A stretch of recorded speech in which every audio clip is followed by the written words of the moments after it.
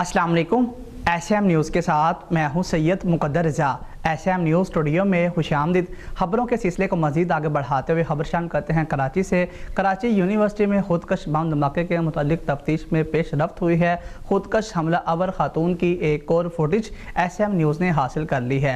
नाज़रीन, आपको एक बार फिर बताएं कि कराची यूनिवर्सिटी में खुदकश बम धमाके के मुतालिक तफ्तीश में पेशरफ्त हुई है। खुदकश हमला आवर खातून की एक और फुटेज एसएम न्यूज़ ने हासिल कर ली है। इसी हवाले से मज़ीद बता रहे हैं हमारे नुमाइंदे जुल्फ़कार, बताइएगा।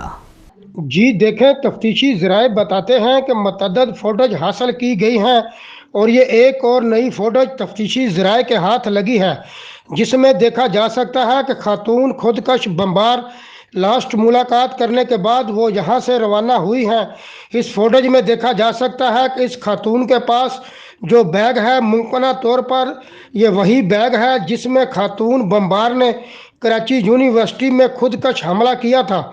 इस फोटोज में खातून को अपने बच्चों के साथ और अपने शोहर के साथ देखा जा सकता है। ये मकामी होटल की लॉबी है और लॉबी से निकलने के बाद खातून यहाँ से रवाना हो जाती हैं। ताहम इस सीसीटीवी फुटेज की मदद से और दीगर जो शवाहद इकट्ठे किए गए हैं, इससे तफ्तीश में मज़ीद पेशरफ्त भी सामने आ सकती है।